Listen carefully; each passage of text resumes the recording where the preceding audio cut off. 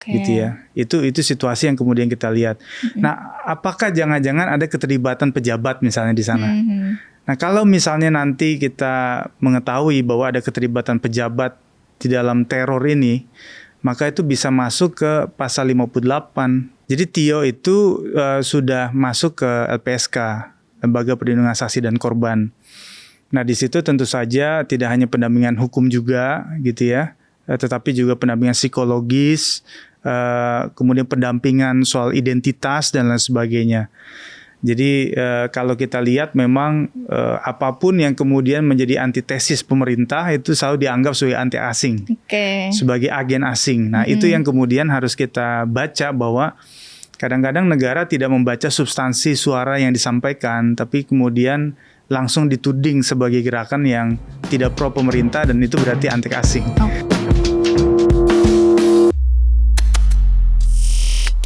Halo Sobat Sore, selamat datang di podcast Senin Sore, ngobrol sore seru sambil nyantai. Halo semuanya, kembali lagi bersama aku Farah, dan di episode kali ini kita akan kembali membahas social and legal issue. Lebih tepatnya, kita akan kupas tuntas terkait dengan bagaimana nih kita akan menganalisis hukum atas kritik kebijakan pemerintah dan juga tindakan teror yang dialami oleh Ketua BEM UGM Tio Ardianto. Untuk membahas hal itu lebih lanjut, tentu aku nggak sendiri karena sudah bergabung dengan aku di studio, Pak Reza Zaki, dosen Business Law BINUS University. Selamat sore Pak Reza. Halo sore Mbak. Gimana kabarnya Pak hari ini? Alhamdulillah baik. Alhamdulillah baik ya Pak. Oke, seperti yang tadi aku sudah mention, kita akan membahas terkait dengan apa yang dialami oleh Ketua BEM UGM Tio Ardianto ya Pak ya.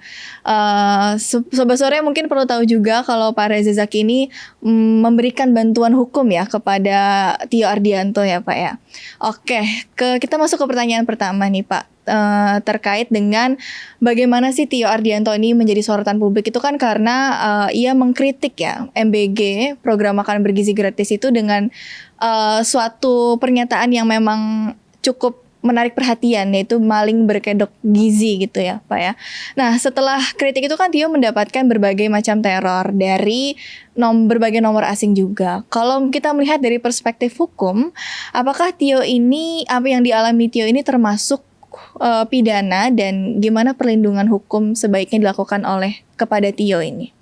Iya, jadi sebenarnya dalam aktivisme itu biasa kita menggunakan pilihan judul atau kata yang memang membangkitkan naluri publik gitu ya. Jadi kalau kemudian kita menggunakan istilah yang buat publik tidak tersentil gitu ya, maka atensi publik akan rendah. Maka sebenarnya istilah yang kemudian dipakai Tio itu juga berdasarkan pada data dan juga kondisi yang kemudian secara empirik dihadapi oleh publik kan gitu. Nah pertanyaannya kan adalah bagaimana kemudian para pelaku teror ini terhadap Tio ketika kemudian ada semacam gerakan yang mengakibatkan pikiran-pikiran yang disampaikan oleh Tio ini seolah-olah nanti akan diredam. Kalau kita lihat kan kita baru saja mengesahkan Undang-Undang Nomor 1 Tahun 2023 soal KUHP yang baru. Itu di pasal 20 huruf D itu dikatakan bahwa setiap orang itu bisa dipidana kalau dia menggerakkan orang lain untuk melakukan semacam ancaman kekerasan. Dan itu juga yang kemudian diperkuat di pasal 248 KUHP bahwa ancamannya bisa sampai 6 tahun maksimal. Gitu ya. Itu situasi yang kemudian kita lihat. Nah, apakah jangan-jangan ada keterlibatan pejabat misalnya di sana? Nah, kalau misalnya nanti kita mengetahui bahwa ada keterlibatan pejabat di dalam teror ini, maka itu bisa masuk ke pasal 58. Bagaimana ada penyalahgunaan wewenang yang kemudian dilakukan oleh pejabat untuk melakukan tadi ancaman itu. Karena sebenarnya kan kalau kita lihat di pasal 157 KUHP itu kan ancaman kekerasan itu kan bisa mulai dari verbal, dari tulisan, dari gestur ya tubuh sehingga kemudian itu menyebabkan seorang itu merasa takut atau cemas misalnya ya terhadap suatu ancaman yang dibalut dengan kekerasan gitu. Oke, berarti kalau ditanya perlindungan hukum sebaiknya seperti apa yang diberikan kepada Tio ini gimana nih Pak? Iya, jadi Tio itu sudah masuk ke LPSK, Lembaga Perlindungan Saksi dan Korban. Nah, di situ tentu saja tidak hanya pendampingan hukum juga gitu ya, tetapi juga pendampingan psikologis, kemudian pendampingan soal identitas dan lain sebagainya. Kenapa LPSK? Karena itu pintu pertama. Selain nanti kita bicara soal mungkin Komnas HAM atau LBH dan lain sebagainya. Karena memastikan bahwa apa yang kemudian dilakukan oleh Tio itu tidak mudah untuk dipatahkan, diintimidasi. Walaupun kita tahu serangan itu tidak hanya secara fisik, tapi juga secara cyber itu juga muncul. Nah, itu yang kemudian kita coba antisipasi, sehingga kemudian collecting data yang dianggap sebagai nomor asing atau kemudian ancaman itu harus kita dokumentasikan agar bisa menjadi evidence ketika kemudian kita akan ambil langkah hukum. Oke, kan beberapa pesan teror yang diterima oleh Tio itu kan mengangkat narasi kalau Tio ini sedang menjual narasi sampah, terus agen asing dan lain sebagainya gitu kan ya Pak. Tapi menurut Pak Zaki ini, apakah pernyataan semacam ini tuh bisa masuk ke ujaran kebencian atau fitnah, atau justru dianggap bagian dari kampanye hitam gitu Pak? Iya, mungkin masuknya dalam konteks bagi orang yang menganggap Tio itu bagian dari antek asing. Kan di pasal 434 Undang-Undang KUHP itu kan harus dijelaskan dan dibuktikan soal tuduhannya itu. Kalau tidak bisa dibuktikan maka dia jatuhnya fitnah. Ancamannya itu bisa 4 tahun penjara. 3 atau 4 tahun penjara. Nah, yang kedua adalah soal black campaign. Nah, itu biasanya kan upaya untuk melemahkan gerakan. Jadi kalau kita lihat memang apapun yang kemudian menjadi antitesis pemerintah itu selalu dianggap sebagai anti asing, sebagai agen asing. Nah itu yang kemudian harus kita baca, bahwa kadang-kadang negara tidak membaca substansi suara yang disampaikan, tapi kemudian langsung dituding sebagai gerakan yang tidak pro pemerintah dan itu berarti anti asing. Padahal kalau kita baca laporan Tempo terbaru itu soal bagaimana tudingan anti asing selalu diberikan oleh pemerintah, padahal pembisik dia adalah warga negara asing yang selalu ikut ke luar negeri, disiapkan pesawat yang berbeda dan sebagainya. Nah, itu situasi yang kemudian kenyataannya terjadi. Gitu. Berarti sebenarnya kalau terkait dengan narasi tersebut ya bisa saja dianggap black campaign, itu bisa saja kemungkinan ya Pak ya. Lalu ancaman teror ini kan tidak hanya ke Tio ya, tapi juga ke keluarganya. Ada juga, kalau nggak salah ada ancaman penculikan juga kan ya Pak ya? Kalau dalam KUHP tuh ancaman lintas batas seperti ini, karena kan dia tuh mendapatkan nomor asing ya Pak ya. Itu akan dihukumi seperti apa? Kalaupun kita ketemu oleh pelakunya siapa gitu. Terus kalaupun pelakunya berada di luar negeri, berarti proses hukumnya ini akan seperti apa Pak? Ya, jadi kalau di sini dia masuk dalam pasal 29 junto pasal 45 Undang-Undang ITE. Jadi setiap orang itu dengan sengaja ya meneror, berikan ancaman secara elektronik, maka dia bisa dipidana itu 4 tahun penjara, denda 750 juta. Jadi kalau kita lihat memang Tio, ibunya, bahkan 40-an sekitar pengurus BEM UGM itu kena teror. Nah, bagaimana kemudian kan dianggapnya ini nomor asing ya. Nomor asingnya juga katanya nomor yang kodenya itu berasal dari luar negeri. Kita tahu bahwa Undang-Undang ITE itu bersifat ekstrateritorial. Artinya apa? Undang-undang yang kemudian kita miliki itu bisa memberlakukan pada warga negara asing. Apakah dia kemudian berada melakukannya di wilayah yurisdiksi hukum Indonesia ataupun dia melakukannya di luar yurisdiksi hukum Indonesia. Jadi nanti juga ada asas nasional aktif, artinya hukum kita itu bisa juga mengena pada para pelaku yang melakukan kejahatan itu di luar negeri. Bisa nggak kemudian dilakukan in absentia? Bisa, tidak ada pelakunya, kemudian kita proses hukumnya di kita. Tapi secara penegakan atau eksekusi mah agak sulit, karena kan pidana itu kan lekat dengan hukuman badan. Kalau orang yang nggak ada juga agak repot gitu. Nah, artinya kemudian kita harus bisa melakukan verifikasi IP address-nya di mana dan seterusnya, sehingga kemudian bukti-bukti itu bisa kita kodifikasi untuk menjadi bahan menilai apakah memang ini pelakunya berada di luar wilayah Indonesia atau jangan-jangan dia sebenarnya ada di sini, sehingga kemudian bisa kita proses itu. Tapi paling memungkinkan nih Pak, ketemu pelakunya akan dikenakan hukuman seperti apa sih? Yang paling mungkin ya tadi undang-undang ITE yang bisa menjerat pelaku tadi itu. Kalau kemudian dia dibiarkan, itu kan akan membuat tadi itu ya, setiap opini gerakan mahasiswa, masyarakat sipil menyampaikan tentang koreksi terhadap kebijakan negara, itu kalau kemudian dikit-dikit kemudian diteror, itu akan menutup ruang aspirasi. Padahal kita diatur di pasal 28 konstitusi misalnya, dan juga di Undang-Undang 9 tahun 98, kita boleh berekspresi dan menyampaikan itu sebagai rumah demokrasi. Tapi kalau kemudian kita nggak bisa menangkap ini, saya pikir itu juga akan menjadi ancaman bagi semua masyarakat sipil yang menyuarakan itu. Ya, karena sepertinya kalau saya lihat akhir-akhir ini, terutama ketika demo Agustus kemarin sih ya Pak, maksudnya kayaknya akan lebih sulit gitu loh kita untuk mengkritik atau memberikan suara gitu kepada pemerintah gitu sebagai publik ya. Walaupun kita memang sedang berada di negara demokrasi, tapi sepertinya sekarang agak sulit gitu kita merasakan kebebasan berpendapat ya. Mungkin salah satunya juga dialami oleh Tio ini gitu ya Pak ya.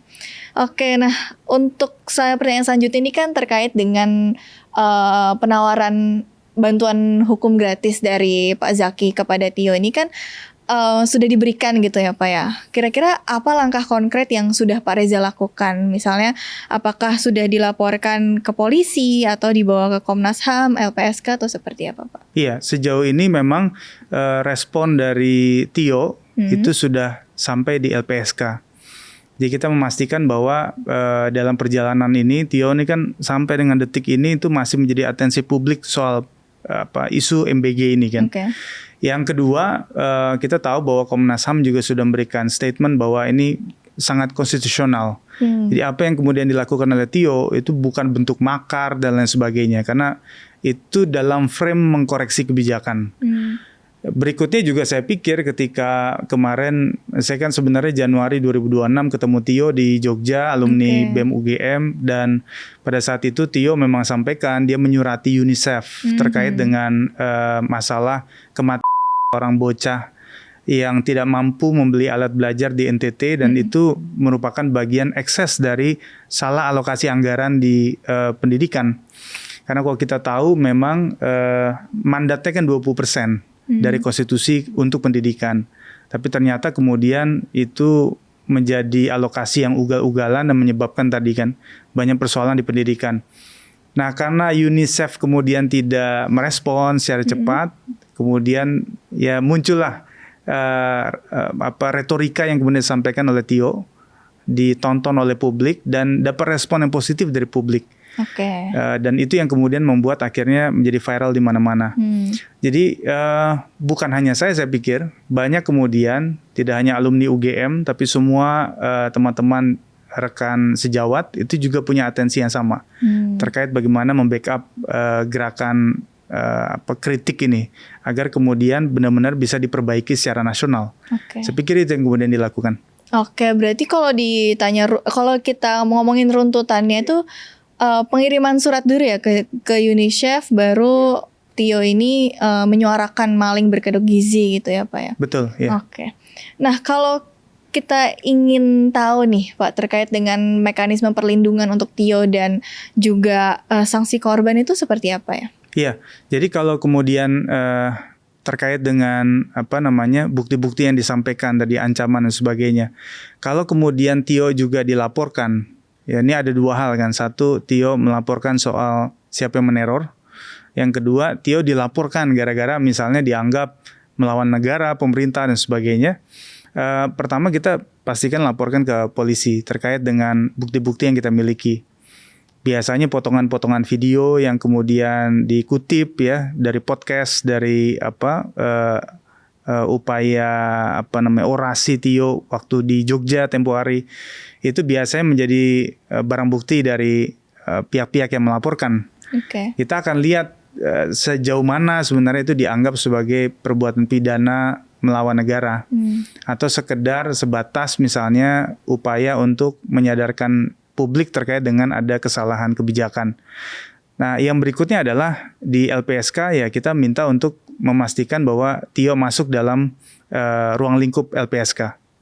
Kalau Komnas HAM itu masuk dalam ruang lingkup apakah terjadi penyalahgunaan hak asasi manusia. Kalau masuk dalam kategori mereka, maka Komnas HAM bisa turun ikut membantu persoalan ini. Atau misalnya LBH Jakarta itu bisa secara pro bono memberikan bantuan juga terhadap advokasi Tio sebagai mahasiswa UGM yang kemudian punya suara di sana. Dan kita juga harus kerjasama dengan UGM karena saya apresiasi UGM itu langsung memberikan statement, memberikan perlindungan terhadap mahasiswanya. Jadi meskipun misalnya ini isu yang sensitif, yang kemudian orang mengatakan bahwa rektor UGM ini pasti dipanggil oleh presiden untuk mencoba untuk menyetop ya, jangan sampai Tio terlalu kebablasan. Iya. Tapi UGM memilih sikap saya ada di posisi Tio, posisi mahasiswa dia. Artinya ini signal yang positif bagi kampus, tidak menutup keran aspirasi itu gerakan mahasiswa, sehingga kemudian lewat kerjasama tadi ya, kepolisian, LPSK, kemudian ada Komnas HAM kampus terutama, itu akan cukup membantu sih Tio bisa tetap stay pada pikiran dan pendapatnya yang orisinil itu. Oke, karena sebenarnya yang Tio lakukan ini ya hanya mengekspresikan pendapat dia, dan ini juga salah satu hak konstitusional yang memang sudah tertulis gitu ya Pak ya, dan Tio pun juga wajib mendapatkan perlindungan penuh gitu kan. Betul. Ya Pak. Berarti ketika Tio ini menyampaikan si tadi narasi tersebut kan diberikan tanggapan nih dari pemerintah kalau misalkan boleh menyampaikan kritik asal sopan, seperti itu kurang lebih apa ya.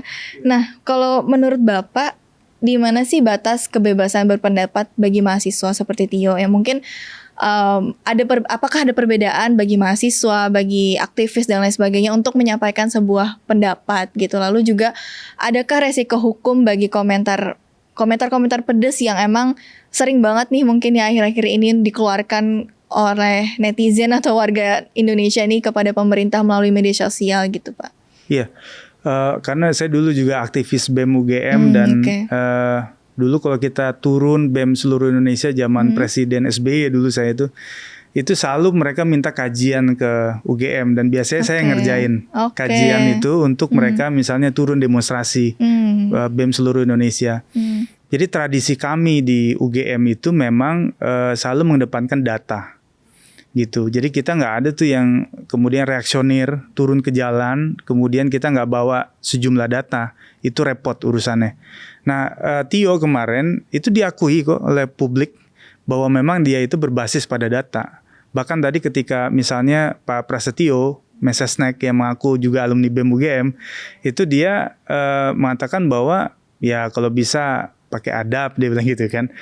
Yang harusnya menjaga adab itu kan bagaimana dia mengarsiteki anggaran dengan benar. Jangan sampai kemudian cuma gara-gara alat belajar 10.000 orang bunuh diri. Gitu loh. Anak kecil loh bisa berpikir itu karena dia saking malunya mungkin nggak bisa punya alat belajar di kelas misalnya gitu. Itu kan yang harusnya adabnya dijaga. Jangan sampai kemudian terjadi ada nyawa yang mati gara-gara hal yang remeh-temeh. Belum lagi misalnya kadang-kadang presiden juga bilang dasmu itu juga adabnya di mana gitu letaknya gitu ketika beda pemikiran.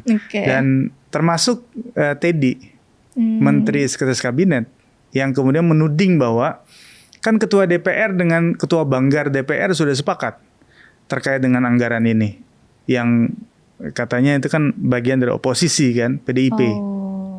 Padahal kalau kita lihat dari anggaran 700-an triliun itu kan hampir 300 triliun, 200 triliun lebih itu dipakai oleh MBG ya. Dari postur anggaran pendidikan.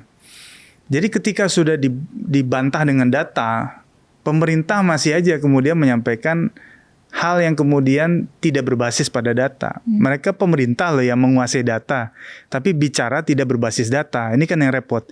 Nah, Tio itu sudah selaras dengan apa yang kemudian disampaikan oleh banggar DPR yang jelas-jelas mereka yang mengatur soal anggaran itu.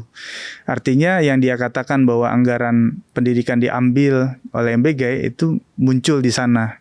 Nah, basis data itu menurut saya penting.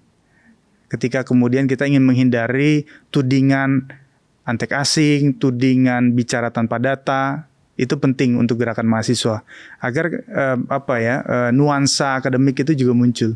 Karena berangkat dari situlah data itu mungkin ya kita memiliki keresahan tersendiri terhadap pemerintah. Betul. Gitu ya Pak ya.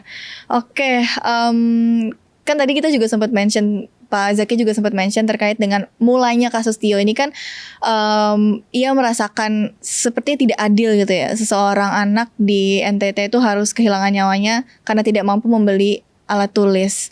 Dan ia juga mengkaitkannya dengan prioritas anggaran, yaitu yang mana pendidikan, tadi kan sempat Pak Zaki mention juga, anggaran pendidikan tuh porsinya lebih banyak untuk MBG saat ini ya Pak ya. Kalau menurut Pak Reza, penyampaian narasi sosial semacam itu tuh apakah memang bisa dipandang sebagian dari protes atau dia punya implikasi hukum tersendiri Pak? Iya.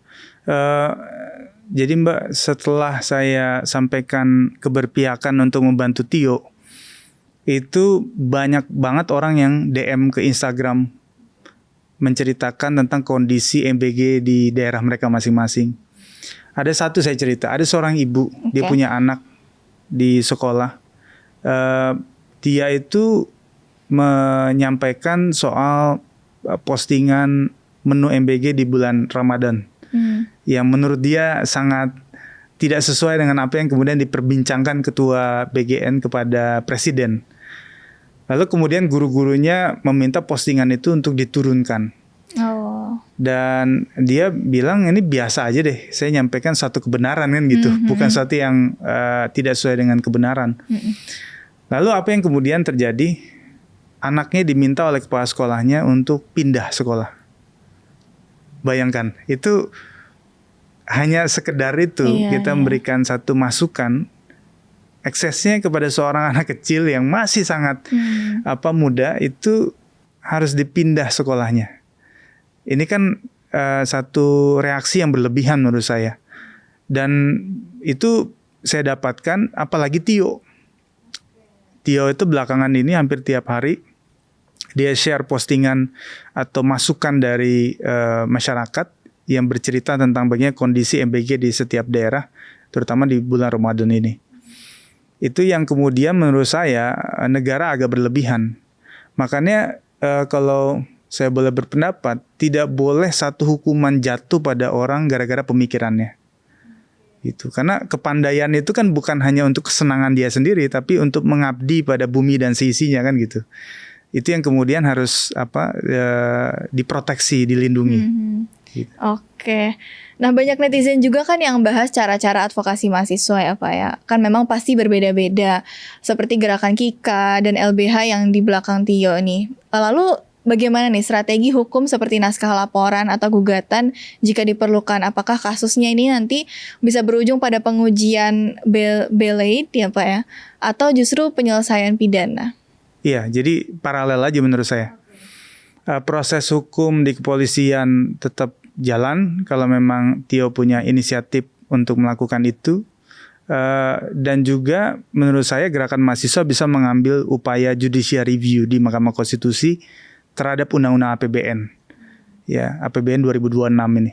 Sehingga kemudian nanti kita harus koreksi terkait anggaran yang lebih dari 200 triliun itu yang dipakai oleh MBG, bahkan dulu Sri Mulyani mengatakan 300 triliun lebih.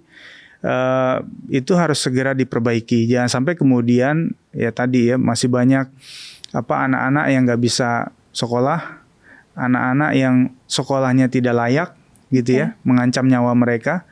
Masih banyak juga guru-guru yang tidak tersejahterakan, bahkan sampai dosen. Masih banyak juga kejadian yang konyol. Anak-anaknya dikasih makan di sekolah, tapi orang tuanya bisa mati di jalan. Gara-gara apa? Kalau Mbak menyaksikan banyak jalan-jalan yang sekarang berlubang. Tidak hanya di jalan-jalan biasa, di jalan tol juga sama. Yang itu bisa mengancam nyawa orang tuanya ketika berangkat kerja. Jadi kondisi ini memang harus dipikirkan kembali oleh negara. Jangan sampai kemudian satu alokasi anggaran yang sangat super megah kepada satu program, tapi kemudian mematikan program lain, padahal itu sama pentingnya dengan program yang dianggap oleh dia menjadi program yang amat mulia. Kira-kira begitu.